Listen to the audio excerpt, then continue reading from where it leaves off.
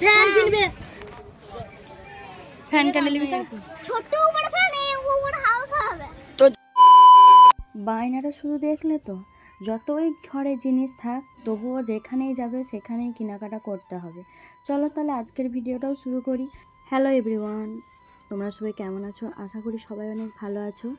আমিও তোমাদের দোয়া বা আশীর্বাদে অনেক ভালো আছি। অনেক দিন পর আবার একটা লং ভিডিও নিয়ে এলাম। আমরা কিছুদিন আগে গিয়েছিলাম পাথর চাপড়ি, সেখান থেকে কি কি কিনেছি সেগুলোই শেয়ার করব তোমাদের সঙ্গে। আর ওইখানে বাড়াবাড়ি মেলার মতোই বসেই থাকে। প্রথমেই দেখালাম পেয়ারা বাসনের দোকান, তারপরে একটা ছবির দোকান দেখালাম, তারপর আমরা সবাই মিলে ঢুকে পড়লাম একটা ওড়নার দোকানে। ওড়না নেবো ওই জন্য, আর বেশিরভাগ এখানে ওড়নাটাই বিক্রি হচ্ছিল সব জিনিসের চাইতে।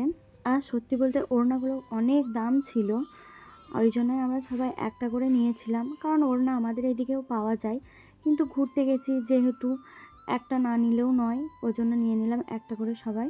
তারপর আমরা বেরিয়ে চলে এলাম একটা ব্যাগের দোকানে, ওইখান থেকেও একটা ব্যাগ নিলাম। এই ব্যাগটা আমি নিয়েছিলাম, একটা বড় ব্যাগের আমার প্রয়োজন ছিল, কারণ এখন আমাকে ডাক্তার দেখাতেই যেতে হয় বেশিরভাগই, সেই জন্য। তারপর আবার একটা দোকানে দাঁড়িয়েছিলাম, ওখানে খুব জোর বৃষ্টি নেমে গেছিলো, আর সেদিন এতটা পরিমাণ গরম ছিল, বৃষ্টিটা নামায় আমাদের খুবই উপকার হয়। তারপর আমরা ওইখান থেকে বেরিয়ে পড়লাম আরও একটি জায়গা ঘুরতে যাব, সেই জন্য। এখানে আরও একটি জায়গা আছে, সেটার নাম চাঁদপুর, সেখানেও একটি মাঝার আছে, চলো তোমাদের সঙ্গেও শেয়ার করি। জায়গাটা শুধু দেখো, বনের ভিতরে ভিতরে রাস্তা, আর সত্যি বলতে এইসব জায়গা আমার খুবই ভালো লাগে। এখানে আমার একটা বাড়ি করে দিলেও আমি থেকে পড়তাম। তারপরে চলে এলাম আমরা মাঝারে, এখানে অনেক কাঠগোলাপ পড়েছিল, ওগুলোই আমরা কুড়াচ্ছিলাম। তারপর ওইখানে আরও একটি জায়গা আছে, সেখানে আমরা গাড়ি নিয়ে চলে এলাম।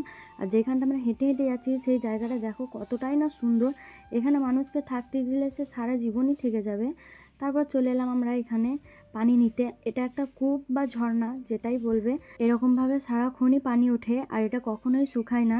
তারপর ওইখানে থেকে আমরা পানিও নিয়ে নিলাম। এবার আমরা বেরিয়ে পড়ছি ওইখান থেকে বাড়ি যাওয়ার উদ্দেশ্যে। তারপর আমরা গাড়িতে উঠে সবাই মিলে বেরিয়ে পড়লাম। আর এতটা পরিমাণ খিদে পেয়েছিল, দুপুরে কিছু খাওয়া হয়নি, ওই জন্য দাঁড়িয়ে পড়লাম একটা ধাবাতে। এটা একটা পাঞ্জাবি ধাবা। বুধ ঢুকতে আমাদের এখনও অনেকটাই লেট হতো, ওই জন্য আমরা এখানেই চলে এলাম খেতে। আর খাবারের মধ্যে আমরা নিয়েছিলাম পনির বাটার মশলা ও চানা, এই দুটোই নিয়েছিলাম, বেশি কিছু নিইনি, কারণ খেতে পারবো কি পারবো না সেটা জানা নেই, কারণ নতুন জায়গা। আর আমরা তো এইসব খাবারে সেরকম অভ্যস্ত নই, আর দুপুরবেলায় এইসব খাবার আমাদের সচরাচর খাওয়াও হয় না, ওই জন্য সেরকম আমাদের ভালো লাগেনি। আমার মা তো একবারই খেতে পারিনি। এবার বেরিয়ে পড়লাম আমরা বাড়ি যাওয়ার উদ্দেশ্যে। তোমরা যদি আমার ভিডিও প্রথম দেখে থাকো, চ্যানেলটি সাবস্ক্রাইব করে ও ফলো করে পাশে থেকো।